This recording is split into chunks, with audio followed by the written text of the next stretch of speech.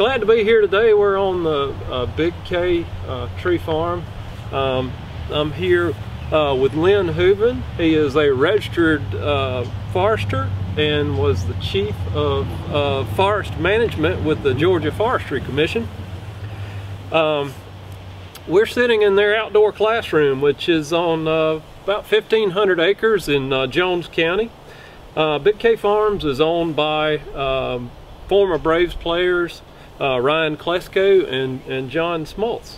But before we talk about Big K, Lynn, I want to ask you about your career as a registered forester. Okay. A lot of people ask me how I got, especially being a Yankee, coming from New Jersey, how in the world I got in forestry or got into forest in Macon, Georgia. I probably can attribute my career back to my Boy Scout days. I was always an outdoor person and was involved in Boy Scouts and became an Eagle Scout, and several of the most favorite badges I got were in forestry and soil water conservation and wildlife and such. And as a lot of you probably have already done or will do, maybe somewhere in your one of your courses, you're going to have to write a paper maybe what you want to be. I'm one of those unique individuals. Had to write a career paper, what I wanted to be when I was in the 9th grade. Wow. And I selected forestry, and we had to go interview somebody that was in forestry, and that's what I did. And so that was maybe the seed that started all this. And then the reason I got transplanted to Georgia was for the forestry school. And long story short, I ended up going to the forestry school and getting a degree in forestry, and voila.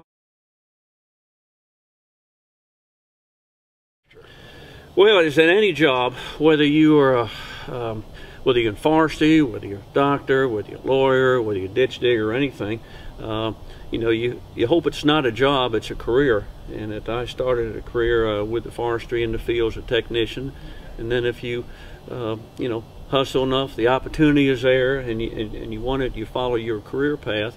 And I did all along through Middle Georgia, different jobs as a starting as a technician and a senior forester and a district forester, and then on staff in Macon, which is the state headquarters, and then associate chief and chief. So I went all the way from, you know, in the woods, you know, to heading all the programs up that had to do with forestry. My son went to University of Georgia. If I can put a plug in sure, for him. Yeah. Went to University of Georgia and got a degree in horticulture.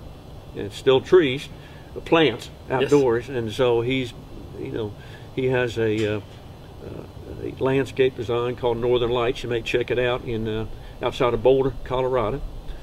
But when you talk about careers, whatever career you go in, it makes no difference. I think you have to be flexible in what you do.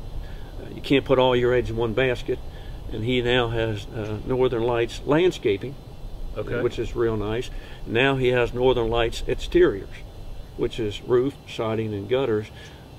Given the fact that right now with housing down, well, his demand is down, but he still has it, still active, but he just expanded it a little bit, and that his business sense of the landscape design gave him enough savvy and enough business knowledge to start this Northern Lights exteriors, and is doing very successful in that. But he's expanded, not dropping one. You have to be versatile, and you have to be willing to take a calculated risk. This economy is going to force you to adjust to whatever the need is out there. You can still have a career in whatever, agriculture, horticulture, hydrology, pathology, entomology, all the ologies. It'll force you to adjust to the demand and be creative in this world of careers.